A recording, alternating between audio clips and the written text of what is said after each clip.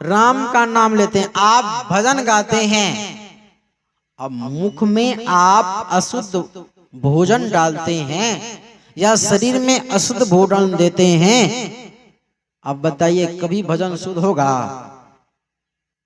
इसके लिए फिर क्या करना पड़ेगा? पहले आहार ठीक करना पड़ेगा। गुरु महाराज क्या कहे? पहले आहार ठीक होना चाहिए। गुरु महाराज कहते हैं पहले भोजन ठीक, क्योंकि भोजन का प्रभाव मन पे पड़ता है, मन पे पड़ता है।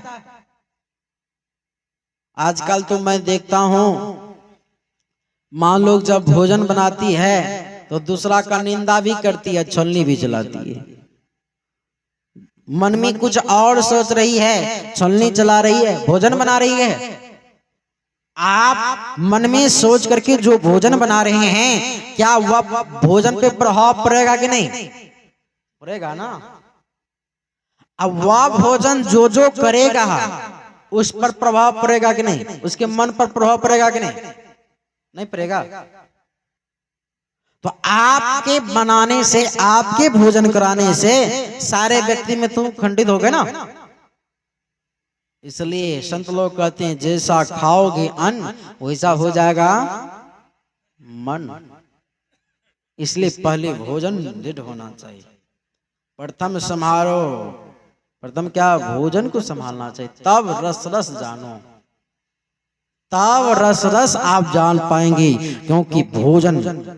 क्योंकि भोजन मन पे बहुत काबू करता है, मन पे बहुत काबू करता है।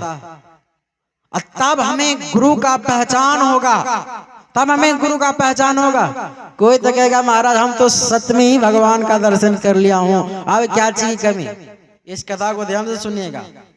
एक नामदेव जी महाराज थे जो कि महाराष्ट्र के रहने वाले थे, और इतने पहुंचे हुए संत थे, इतने पहुंचे हुए संत थे, विठल नाथ जी महाराज का उन्होंने 27 बार दर्शन किया था। कितना बार?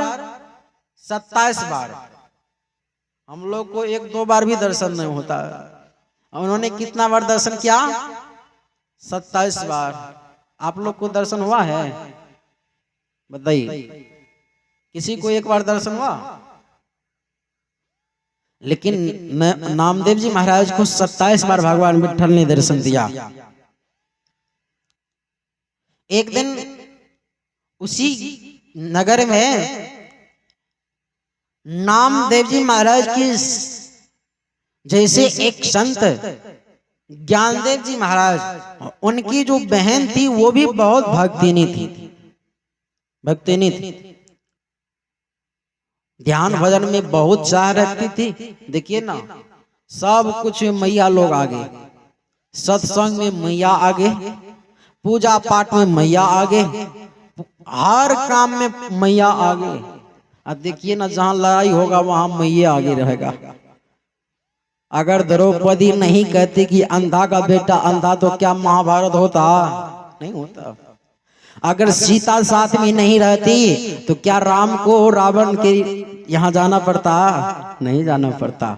हर चीज में मैया आगे रहती है। भजन करने में भी मैया आगे। कहिए ना ताली बजाने की, तुरंत बजाएगी। बहुत लोग को तो लाज भी लगता है, महाराज मैं बजाऊंगा तो कैसे, मेरा इज्जत तो नहीं चला जाएगा। लेकिन ऑर्केस्ट्रा में जाकर के, जागरण में जाकर के बजाएगा, उसमें इज्जत नहीं जाएगा। लेकिन सत्संग में बजाएगा तो कहेगा कि इज्जत चला जाएगा।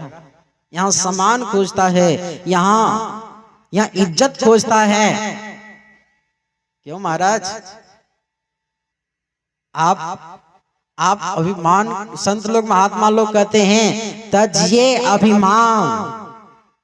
आप भक्ति के मार्ग पर चले हैं तो पहले आपको क्या तजना पड़ेगा?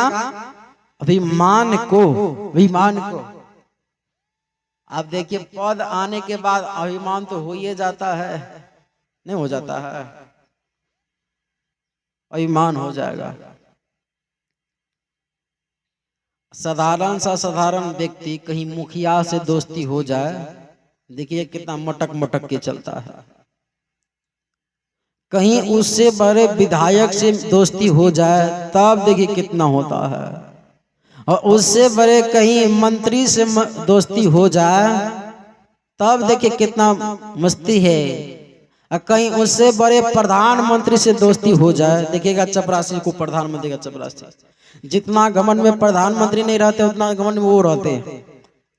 कितना मटक मटक के चलेगा, ये यहाँ से लेकर के वहां तक मेरा नाता है, देखे लेंगे के बार में यही कहेगा। हाँ, उससे बड़े कहीं राष्ट्रपति से नाता हो गया, दोस्ती हो गया, तब तो क्या चीज की कमी। कहने का तात्पर्य आपको भी कहीं उस परम पिता परमात्मा से दोस्ती हो गया तो संसार में क्या चीज का दिक्कत होगा, क्या चीज की कमी रहेगी।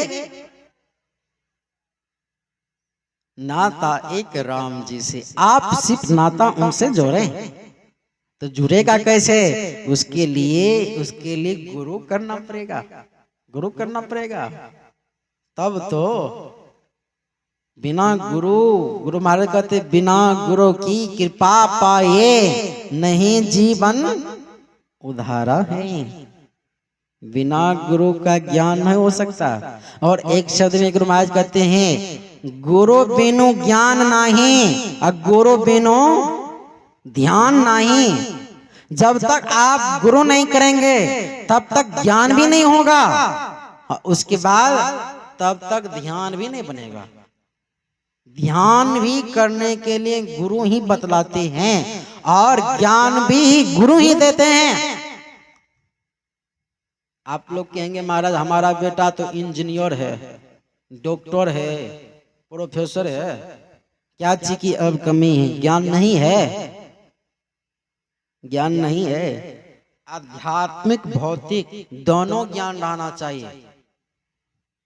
भौतिक ज्ञान से शब्द का ज्ञान होता है, भौतिक ज्ञान से शब्द का ज्ञान होता है, और आध्यात्मिक ज्ञान से उस परमात्मा पहचानने का ज्ञान होता है, पहचानने का ज्ञान होता है। इसलिए दोनों ज्ञान से बच्चे को जोड़ करके रखना चाहिए। और जो माता पिता दोनों ज्ञान से बच्चे को जोड़ करके रखेंगे वह बच्चा कभी भी माता पिता को नहीं छोड़ेगा, माता पिता की सेवा करेगा, माता पिता को परमात्मा मानेगा, माँ को मैया सीता मानेंगे और पिता को श्री राम मानेंगे, ये बेटा करेगा।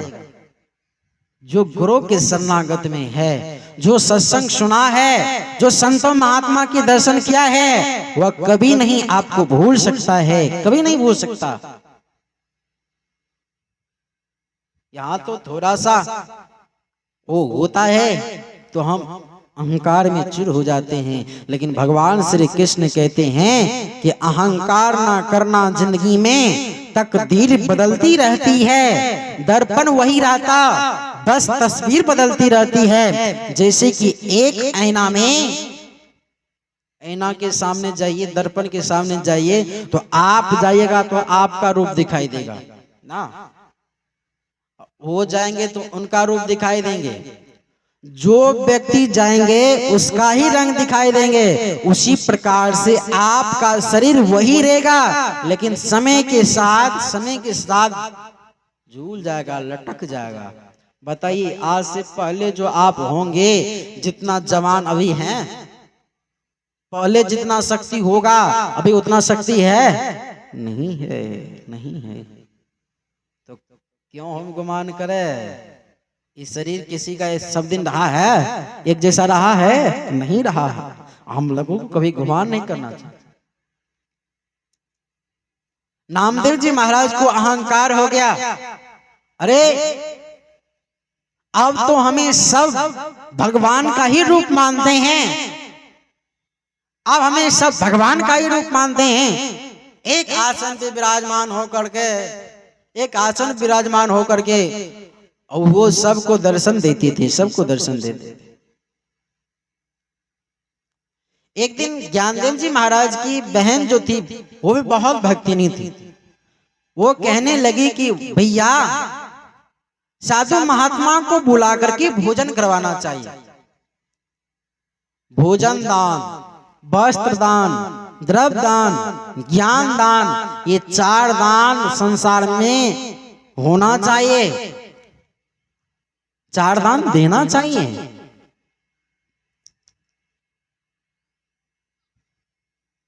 तो ज्ञानदेव जी महाराज कहने लगा कि बहन, तुम जो भोजन करवाएगी तो उसके लिए जगह पवित्र होना चाहिए ना।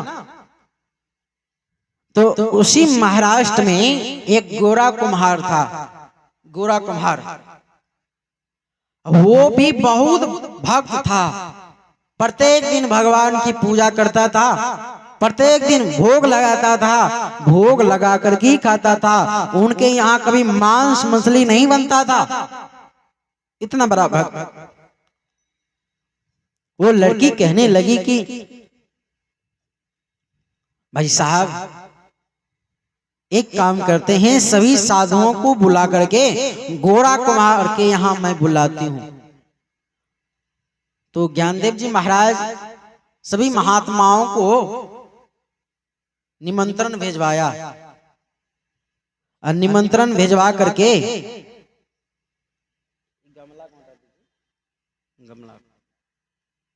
बोलिए प्रेम से श्री सदगुरु, जोर से बोलना पड़ेगा, श्री सदगुरु